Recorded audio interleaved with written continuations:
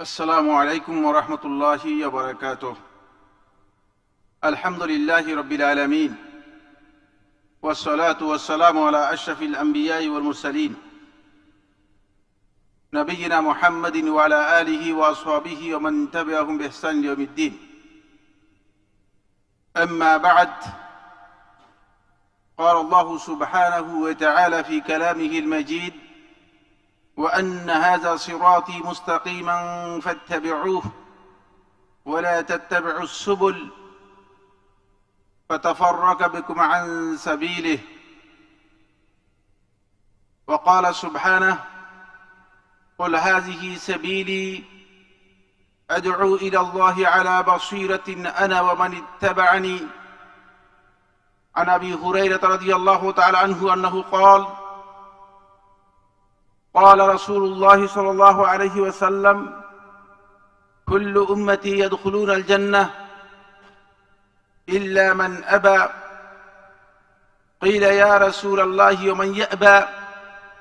قال: من أطاعني دخل الجنة ومن عصاني فقد أبى. أخرجه البخاري في الصحيح.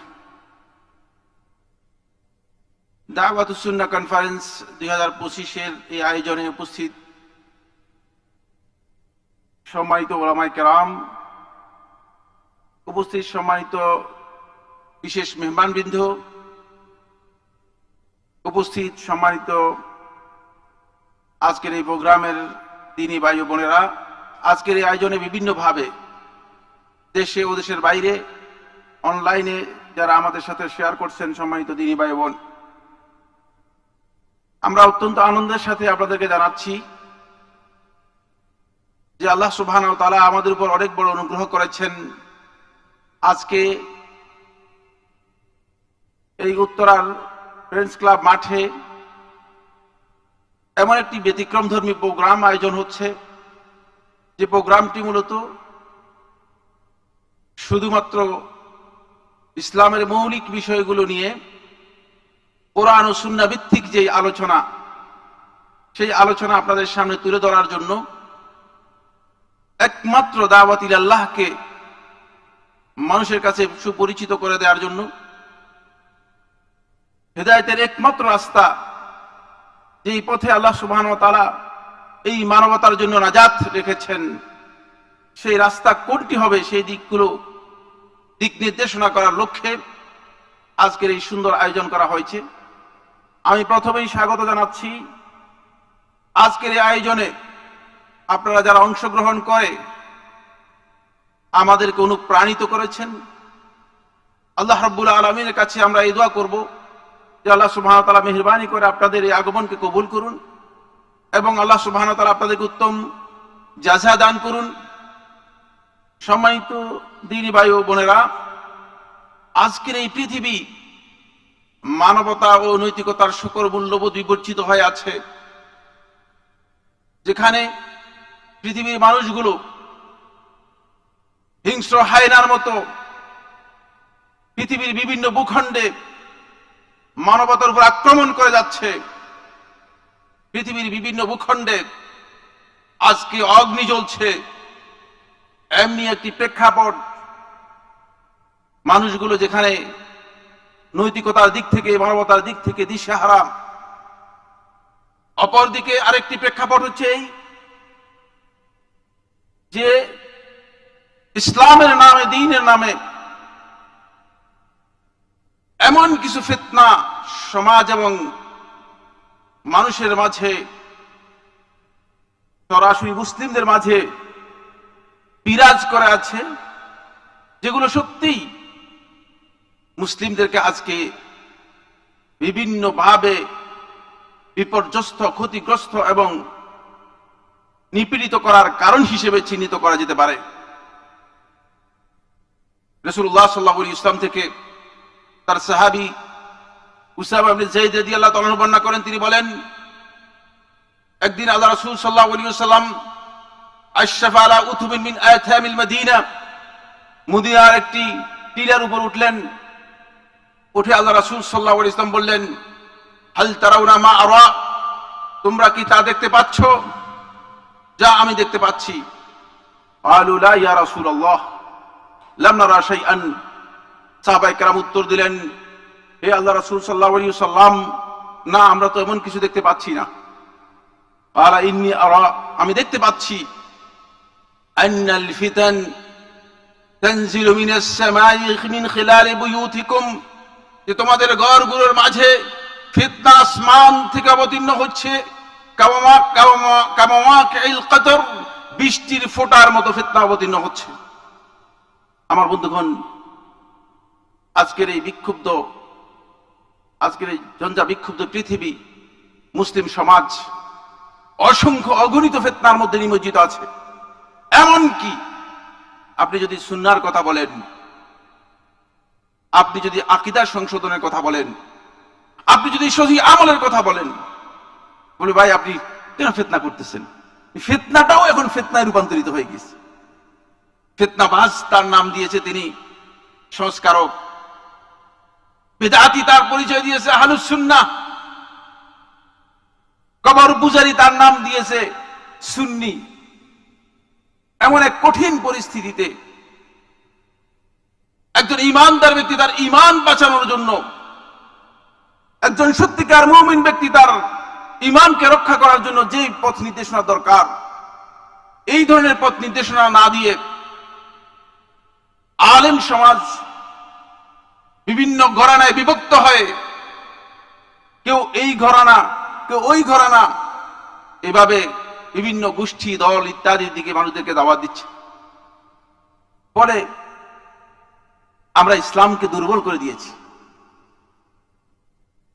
এর জন্য বহুলাংশে আমরাই দায়ী। তার কারণ হচ্ছে আলেম সমাজ, যাদেরকে আলেম হিসেবে নিজেদেরকে পরিচয় দিচ্ছে অথবা মানুষ পরিচয় করে দিচ্ছে। আমি দ্ব্যর্থহীন কণ্ঠে বলতে চাই, সে আলেম সমাজই মূলত আজকের এই সমাজের মধ্যে ফিতনা, আজকের এই সমাজের মধ্যে বিভিন্ন ধরনের বিপর্যয়, বিভিন্ন ধরনের বেদাত, সুন্নাহর নামে বিভিন্ন ধরনের কুসংস্কার মানুষের মধ্যে বিস্তার করার জন্য সহযোগিতা করে যাচ্ছে। তাই দাওয়াতুস সুন্নাহ এই আজকের এই মেসেজ নিয়ে আপনাদের কাছে উপস্থিত হয়েছে। আমার বন্ধুগণ, জান্নাতের রাস্তা হচ্ছে একটাই, সেটা হচ্ছে নবী সাল্লাল্লাহু আলাইহি ওয়াসাল্লামের সুন্নাহকে আপনি যদি আঁকড়ে ধরতে পারেন।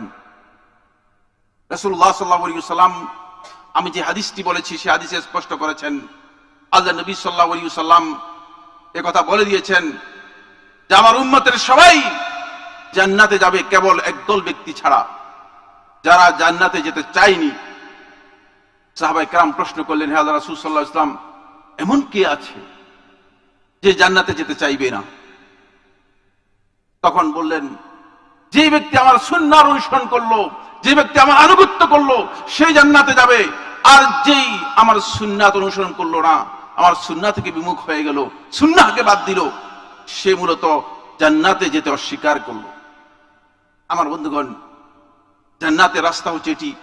এই জন্য ইমাম মালিক রাহমাতুল্লাহ আলাইহি বলেছেন, আস-সুন্নাতু কাসাফিনাতি নূহ, সুন্নাহ হচ্ছে নূহ আলাইহিস সালাতু ওয়াস সালামের কিস্তির মতো।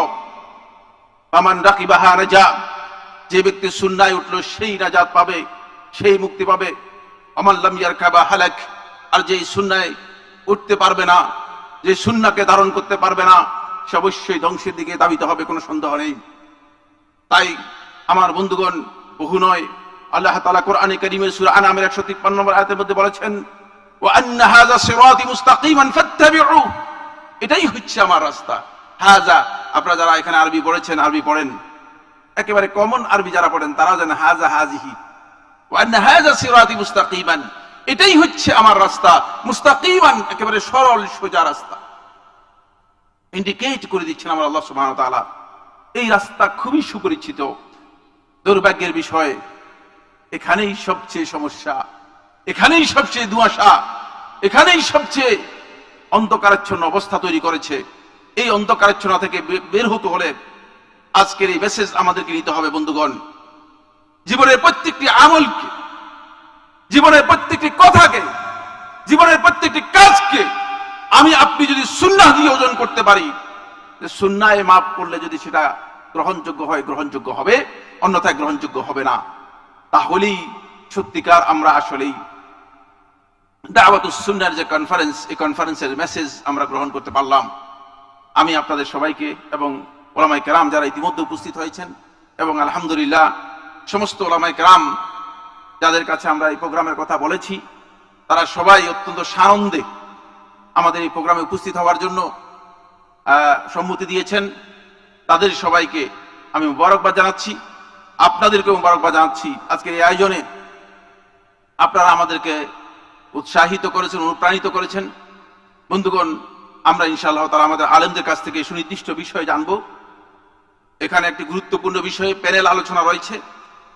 বর্তমানে যুব সমাজের সমস্যা ও এর সমাধান, এই প্যানেল আলোচনা হবে। ওলামায়ে কেরাম আলোচনা করবেন এবং আপনাদের জন্য বিভিন্ন ধরনের আয়োজন, কুইজ প্রোগ্রাম সহ প্রশ্নোত্তর প্রোগ্রাম রয়েছে। আমি আশা করব ইনশাআল্লাহ তাআলা আপনারা সবাই এই প্রোগ্রামের শেষ পর্যন্ত এই গুরুত্বপূর্ণ জ্ঞান ভিত্তিক এই কনফারেন্সে শেষ পর্যন্ত থাকবেন, অংশগ্রহণ করবেন। আল্লাহ রাব্বুল আলামিন আমাদের সবাইকে কবুল করুন। হাযা সুবহানাকা আল্লাহুম্মা ওয়া বিহামদিকা আশহাদু আল্লা ইলাহা ইল্লা আনতা আস্তাগফিরুকা ওয়া আতুবু ইলাইক। আসসালামু আলাইকুম ওয়া রাহমাতুল্লাহি ওয়া বারাকাতুহু।